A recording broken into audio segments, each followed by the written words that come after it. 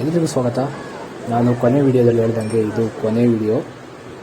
ಶ್ರೀ ರೇಣುಕಾ ಯಲ್ಲಮ್ಮ ದೇವಿಯ ಜಾತ್ರೆ ಮಹೋತ್ಸವದಲ್ಲಿ ಆಗಿದ್ದ ಘಟನೆಗಳು ಮತ್ತು ಅಲ್ಲಾದಂತಹ ಅನುಭವಗಳನ್ನು ನಿಮ್ಮೊಂದಿಗೆ ಹಂಚಿಕೊಳ್ಳಲು ಬಯಸುತ್ತೇನೆ. ಇದರಲ್ಲಿ ಏನಾದರೂ ತಪ್ಪಿದ್ದರೆ ದಯವಿಟ್ಟು ಕ್ಷಮಿಸಿ.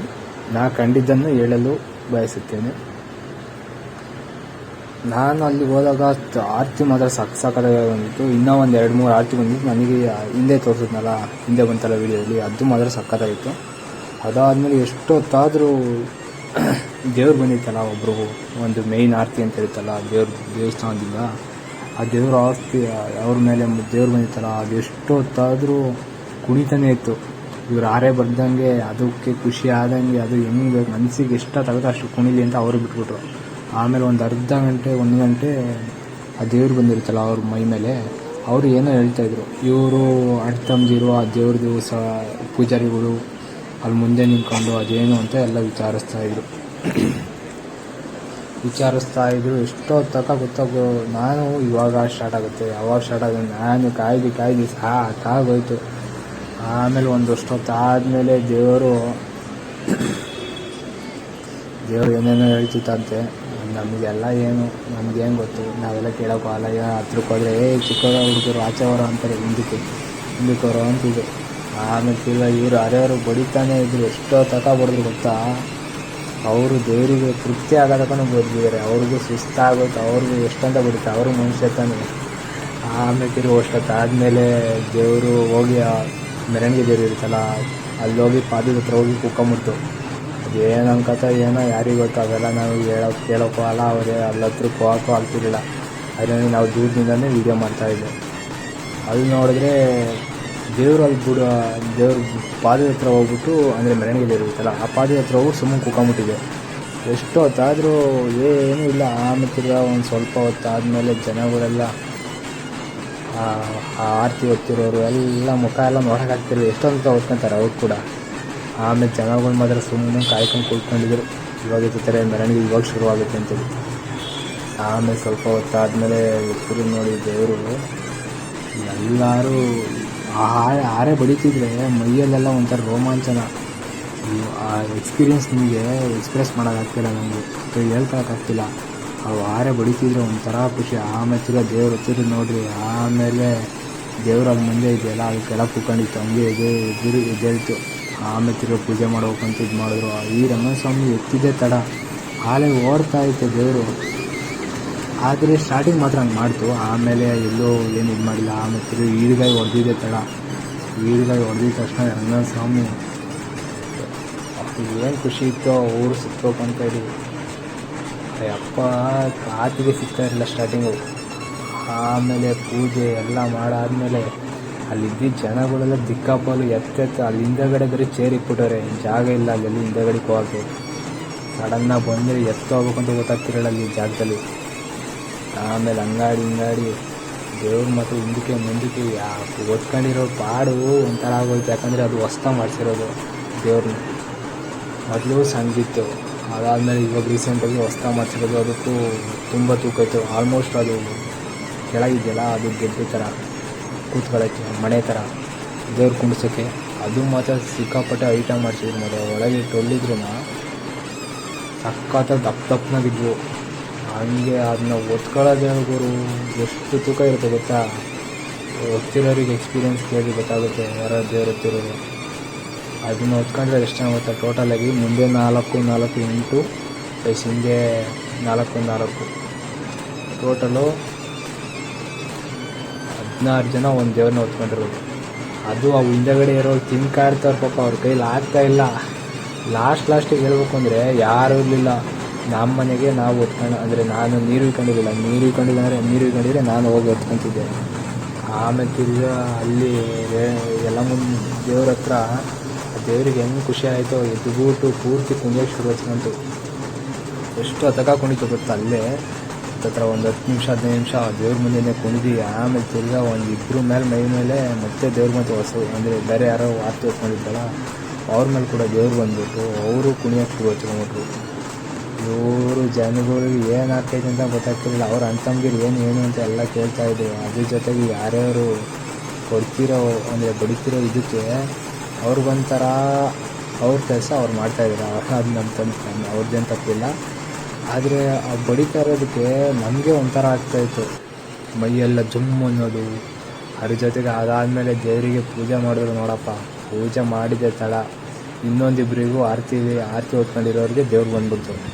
ಆಮೇಲೆ ಮೂವರು ಆರತಿ ಹೊತ್ಕೊಂಡಿರೋರು ಒಂದೊಂದು ಕಡೆ ಓಡ್ತಾವ್ರೆ, ಎತ್ತ ಅಂತಲೂ ಗೊತ್ತಾಗ್ತಿಲ್ಲ.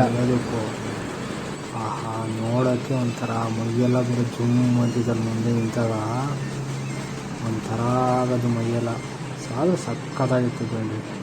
ನಿಮಗೆ ಅದನ್ನ ಹೇಳಿದ್ರೆ ನಿಮ್ಗೆ ಅರ್ಥ ಆಗಲ್ಲ ಅನಿಸುತ್ತೆ, ಆದರೂ ಹೇಳ್ತೀನಿ ಕೇಳಿಸ್ಕೊಳ್ಳಿ. ಒಂಥರ ಚೆನ್ನಾಗಿತ್ತು, ಅದೊಂಥರ ಖುಷಿ, ಅದೊಂಥರ ದೇವರು ಕುಣಿತಿರೋದು ಎಲ್ಲ ನೋಡ್ತಿದ್ರೆ. ಅದಾದಮೇಲೆ 2 ದೇವ್ರು ಬಂದವಪ್ಪ 3 ಆರತಿ ಮೇಲೆ. ಅವು ಒಂದಕ್ಕೊಂದು ಕಚ್ಕೊಂಡು ನಿಂತಾವೆ, ಅದು ಏನು ಮಾತಾಡ್ಕೊಂಡು ನಿಂತಿದ್ದೋ ಏನೋ ಗೊತ್ತಿಲ್ಲ. 3 ಆರತಿನೂ ಒಂದೇ ಥರ ಕುದ್ಕೊಂಡು ನಿಂತಿದ್ದೆ ನಾನು. ದೇವ್ರು ಇವಾಗ ಹೋಗ್ಕತೆ ನೋಡಿದ್ರೆ ಅದು ಎಷ್ಟೊತ್ತಾದರೂ ಅದು ಒಂದು 5 ನಿಮಿಷ 6 ನಿಮಿಷ ಅಲ್ಲೇ ನಿಂತ್ಕೊತು ಮಾತಾಡ್ಕೊಂಡು ಆರತಿಗಳು. ಅದ್ರ ಜೊತೆಗೆ ಇವ್ರು ಅರೆ ಬೇರೆ ಬರೀತಾ ಇದ್ರಾ, ಮೈಯೆಲ್ಲ ಬರೀ ಜುಮ್ ಓದೋದು. ಏನಾಯಿತು ನೋಡ್ಕೊಂಡೆ. ಆಮೇಲೆ ತಿರ್ಗಿ ಅಂಗಡಿ ಮೇಲೆ ಒಳಗೆ ಹೋಗ್ಬಂದರು. ಆಮೇಲೆ ತಿರ್ಗಿ ಹಿಡ್ದೆ ಎಲ್ಲ ಓದಿ. ಆಮೇಲೆ ಒಂದು ಮೈನ್ ಬರೀತಲ್ಲ, ಮೈನ್ ಆರತಿ, ಅದು ರಾಂಗ್ ಆಯ್ತು ನೋಡಪ್ಪ. ಈ ಮಧ್ಯದಲ್ಲೇ ಸಡನ್ನಾಗಿ ಯಾಕೋ ಇದ್ದಕ್ಕಿದ್ದಾನೆ, ಏನಕ್ಕೆ ಗೊತ್ತಿಲ್ಲ. ಆಮೇಲೆ 3 ಓಡೋದು 3 ಕೆಳಗೆ ಹಂಗೆ ಹೊಲ್ಟೋದು. ಬೇರೆ ಅಂದರೆ ಮೋಸಕ್ಕೆ 3 ಹೊಲ್ಟೋದು. ಅದರಿಂದಗಡೆ ದೇವರು ಇನ್ನು ಮತ್ತೆ ಹೋಗ್ತಾಯಿದ್ದು ವಾಪಸ್ ಅವರಿಂದನೇ. ಆಮೇಲೆ ಎಷ್ಟೊತ್ತಕ ಅಲ್ಲಿ ಇತ್ತು ಒಂಥರ ಒಂದು ಹಿಂದುಗಡೆಗೆ ಹೋಯ್ತು, ಮತ್ತೆ ಮುಂದಕ್ಕೆ ಬಂತು ಒಂದು ಸ್ವಲ್ಪ ಹೊತ್ತಾದ್ಮೇಲೆ. ನಾವು ಒಂಥರ ಖುಷಿಲಿ ಎಲ್ಲ ಆ ಕಡೆ ಜಾಗ ಇಲ್ಲ ಒಂದು ಹೋಗೋಕ್ಕೆ. ಅದೆಲ್ಲ ಹಿಂದಗಡೆ ಸೇರಿದ್ದಾರೆ, ಹುಡುಗರು ಪಡುಗರು ಮುದುಕಿದ್ದಾರೆ, ಎಲ್ಲ ಬಂದು ಕಾಯ್ಕೊಂಡು ನಿಂತಿದ್ರು. ನಾವೇನು ಮಾಡೋಕ್ಕಾಗಲ್ಲ, ತುಳಿತಾರೆ, ತುಳಿಸ್ಕೋತಾರೆ ಅಷ್ಟೇ, ಏನು ಮಾಡೋಕ್ಕಾಗಲ್ಲ. ನಾವು ಇಲ್ಲೇ ವೀಡಿಯೋ ಮಾಡ್ಕೊಂಡು ನಿಂತಡೆ. ಆಮೇಲೆ 2 ಒಟ್ಟಿಗೆ ಬೋದ್ವಪ್ಪ.